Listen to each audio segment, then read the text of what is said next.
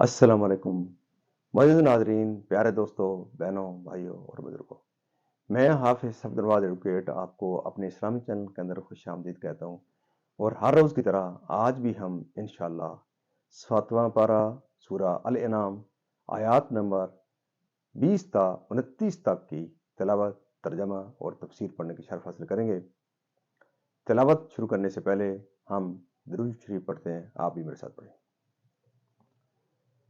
अल्लाहुम्मा सल्ली अला मुहम्मद व अला आलि मुहम्मद कमा सल्लैता अला इब्राहीम व अला आलि इब्राहीम इन्नका हमीदुम मजीद। अल्लाहुम्मा बारिक अला मुहम्मद व अला आलि मुहम्मद कमा बारकता अला इब्राहीम व अला आलि इब्राहीम इन्नका हमीदुम मजीद। अम्मा बाद फ़अऊज़ु बिल्लाहि मिनश शैतानिर रजीम बिस्मिल्लाहिर रहमानिर रहीम। वमन अज़लमु मिम्मन इफ्तरा अलल्लाहि कज़िबन औ कज़्ज़ब बिआयाति इन्नहु ला युफ्लिहु ज़्वालिमून। वयौम नहशुरुहुम जमीअन सुम्मा नक़ूलु लिल्लज़ीना अशरकू अय्न शुरकाउकुमुल्लज़ीना कुन्तुम तज़अमून।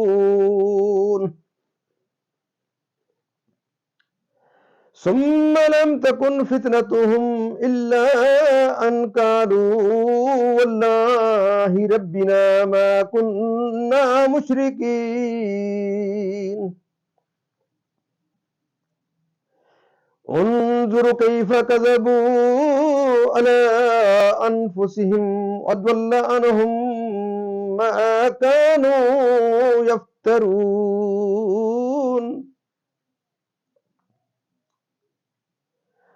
वमिनहुम मन यस्तमिउ इलैका वजअलना अला कुलूबिहिम अकिन्नतन अन यफ़क़हूहु व फ़ी आज़ानिहिम वक़रा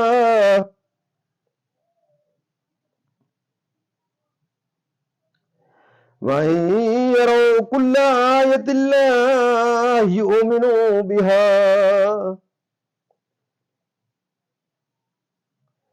हत्ता इज़ा जाऊक युजादिलूनक यक़ूलुल्लज़ीना कफ़रू इन हाज़ा इल्ला असातीरुल अव्वलीन। वहुम यनहौना अन्हु व यनऔना अन्हु व इन युहलिकूना इल्ला अनफुसहुम वमा यशउरून।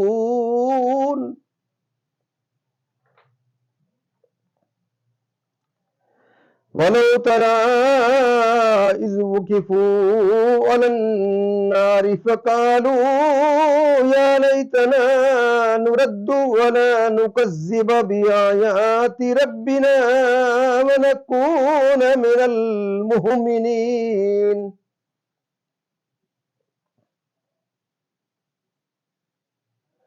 बल बदा लहुम मा कानू युख़्फ़ून मिन क़ब्ल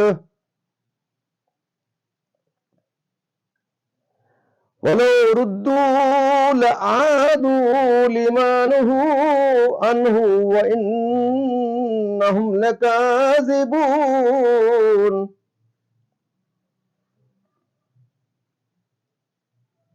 वक़ालू इन हिय इल्ला हयातुना दुनिया वमा नहनु बिमबऊसीन।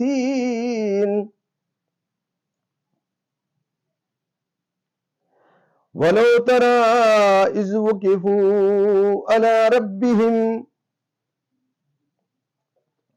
क़ाल अलैस हाज़ा बिलहक़्क़ क़ालू बला व रब्बिना क़ाल फ़ज़ूक़ुल अज़ाब बिमा कुन्तुम तकफ़ुरून। सदक़ल्लाहुल अज़ीम। तर्जमा। اور اس سے بڑھ کر ظالم کون جو اللہ پر جھوٹ باندھے یا اس کی آیتیں جھٹلائے، بے شک ظالم فلاح نہ پائیں گے۔ اور جس دن ہم سب کو اٹھائیں گے، پھر مشرکوں سے فرمائیں گے، کہاں ہے تمہارے وہ شریک جن کا تم دعویٰ کرتے تھے؟ پھر ان کی کچھ بناوٹ نہ رہی مگر یہ کہ بولے، ہمیں اپنے رب اللہ کی قسم کہ ہم مشرک نہ تھے۔ دیکھو کیسا جھوٹ باندھا خود اپنے اوپر، اور گم گئیں ان سے جو باتیں بناتے تھے۔ اور ان میں کوئی وہ ہے جو تمہاری طرف کان لگاتا ہے، اور ہم نے ان کے دلوں پر غلاف کر دیے ہیں کہ اسے نہ سمجھے، اور ان کے کان میں ٹینٹ یعنی کہ روئی، اور اگر ساری نشانیاں دیکھیں تو ان پر ایمان نہ لائیں گے، یہاں تک کہ جب تمہارے حضور تم سے جھگڑتے حاضر ہوں تو کافر کہیں، یہ تو نہیں مگر اگلوں کی داستان ہے، اور وہ اس سے روکتے اور اس سے دور بھاگتے ہیں، اور ہلاک نہیں کرتے مگر اپنی جانیں، اور انہیں شعور نہیں۔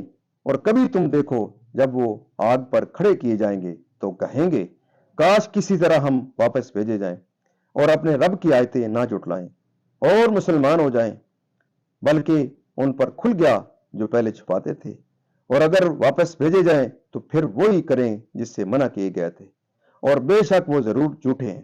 اور بولے، وہ تو یہی ہماری دنیا کی زندگی ہے اور ہمیں اٹھنا نہیں۔ اور کبھی تم دیکھو جب اپنے رب کے حضور کھڑے کیے جائیں گے، فرمائے گا، کیا یہ حق نہیں؟ کہیں گے، کیوں نہیں؟ ہمیں اپنے رب کی قسم۔ فرمائے گا، تو اب عذاب چکھو، بدلہ اپنے کفر کا۔ یہاں تک اس کا ترجمہ اختتام پذیر ہوتا ہے۔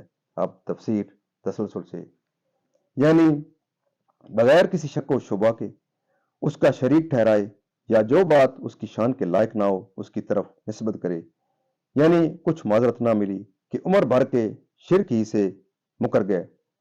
ابو سفیان، ولید و نظر اور ابو جہل وغیرہ جمع ہو کر نبی کریم صلی اللہ علیہ وسلم کی تلاوت قرآن پاک سننے لگے تو نظر سے اس کے ساتھیوں نے کہا کہ محمد صلی اللہ علیہ وسلم کیا کہتے ہیں؟ کہنے لگا، میں نہیں جانتا، زبان کو حرکت دیتے ہیں اور پہلوں کے قصے کہتے ہیں جیسے میں تمہیں سنایا کرتا ہوں۔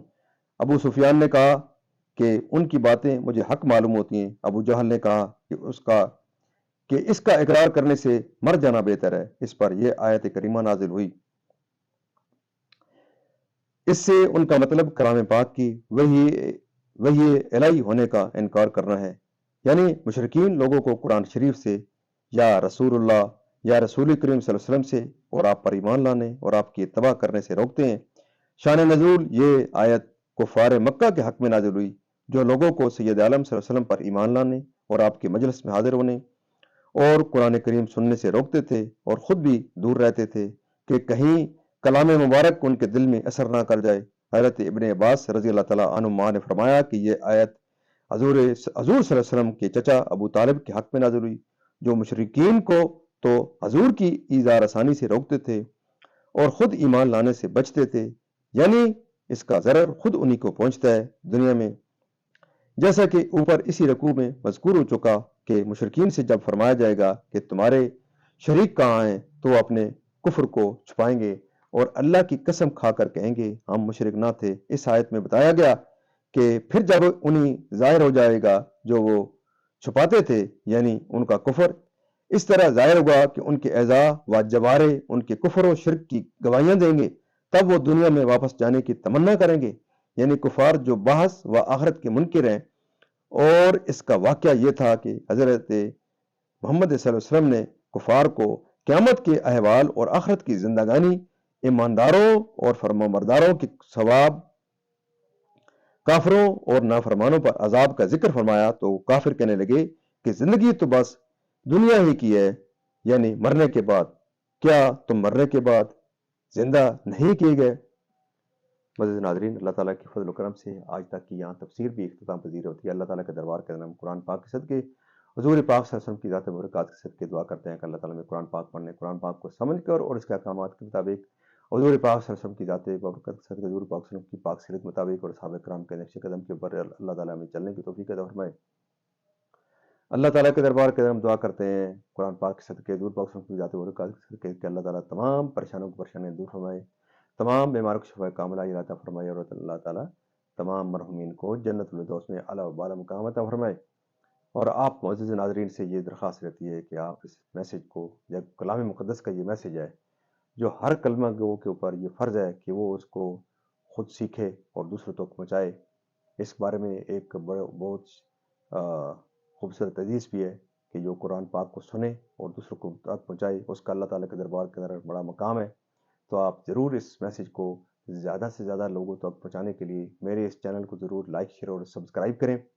खुद देखें और पूरी वीडियो देखा करें ताकि आपको कुरान पाक का सवाब भी मिले, आपको तर्जमा और तफसीर समझने का मौका मिले, और अपने बच्चों को, अपनी फैमिली को, अपने अजीज़ अकरबा को, और जहाँ तक आप इस मैसेज को पहुँचा सकते हैं, ज़रूर आप भी मेरा साथ दें। अल्लाह ताला आपका ये सदका जारिया है।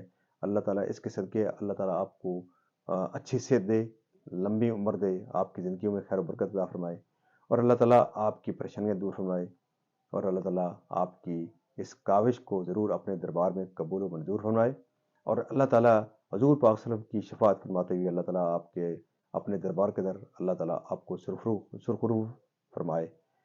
तो इस नेक तमन्ना के साथ आपसे इजाज़त चाहूँगा। अल्लाह हाफ़िज़।